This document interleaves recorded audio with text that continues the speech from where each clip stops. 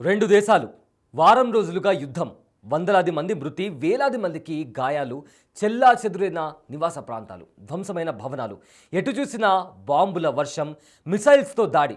ఇది ప్రస్తుతం ఇరాన్ ఇంకా ఇజ్రాయెల్లో పరిస్థితి.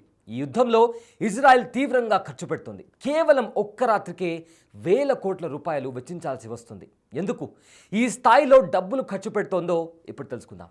ఇజ్రాయెల్ ఇరాన్ల మధ్య భీకర పోరు కొనసాగుతుంది. ఇప్పటికే యుద్ధం ప్రారంభమై వారం గడిచింది. మొదట్లో ఇరాన్పై రెచ్చిపోయింది ఇజ్రాయెల్, ఆ తర్వాత కొంత నెమ్మదించింది. ఈ క్రమంలోనే ప్రతీకార దాడిలో భాగంగా ఇరాన్ బాలిస్టిక్ మిసైల్స్తో ఫతే-1 మిసైళ్లతో కూడా దాడులకు పాల్పడింది. వాటిని ఎదుర్కొనేందుకు తీవ్రంగా శ్రమిస్తోంది ఇజ్రాయెల్. ప్రస్తుతం ఇరాన్ మిసైల్స్ను అడ్డుకునేందుకు ఇజ్రాయెల్ దగ్గర 10 నుంచి 12 రోజులకు సరిపడా గగనతల రక్షణ వ్యవస్థలు నిల్వ ఉన్నట్లు సమాచారం. వీటి కోసం ఇజ్రాయెల్ ఒక్క రాత్రికి దాదాపు 2400 కోట్ల రూపాయలు ఖర్చు చేస్తున్నట్లు కొన్ని నివేదికలు చెబుతున్నాయి. దీనికి కారణం టెహరాన్ ఇజ్రాయెల్లోని ఐరన్ డోమ్ వ్యవస్థను ఛేదిస్తూ భారీ దాడులకు పాల్పడింది. ఇరాన్ అటాక్స్ను ఎదుర్కొనేందుకు ఇజ్రాయెల్ ప్రధాని నేతన్యాహు పెద్ద మొత్తంలో ఆయుధాలను సిద్ధం చేస్తున్నారు.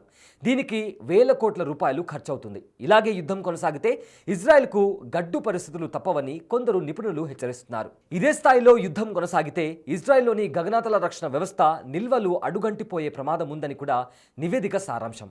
ఈ క్రమంలోనే ఇజ్రాయెల్ అమెరికా సహాయం కోరుతున్నట్లు తెలుస్తోంది. ఈ క్రమంలోనే ట్రంప్ రంగంలోకి దిగి ఇరాన్తో కవ్వింపు చర్యలకు పాల్పడుతున్నట్లు సమాచారం. ఒకవేళ ట్రంప్ ఇరాన్ దాడులకు మద్దతు ఇవ్వకపోతే ఇజ్రాయెల్ పరిస్థితి అగమ్య గోచరంగా మారే అవకాశం ఉందని హెచ్చరిస్తున్నారు నిపుణులు.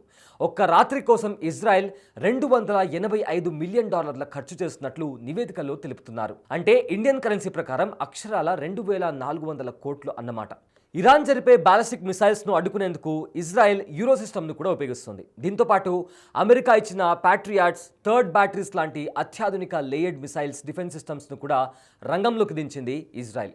ఒక్క యూరో సిస్టమ్ ద్వారా $3 మిలియన్ల ఖర్చవుతుందని తాజా నివేదికలో వెల్లడైంది. ఇంత కష్టపడి అడ్వాన్స్ టెక్నాలజీని ఉపయోగించిన ఇరాన్ వాటిని క్షణాల్లో అడ్డుకుంటున్నట్లు నివేదికలో తెలుస్తోంది. దీంతో ఇజ్రాయెల్ ఏం చేయాలో తెలియని పరిస్థితుల్లోకి వెళ్ళింది.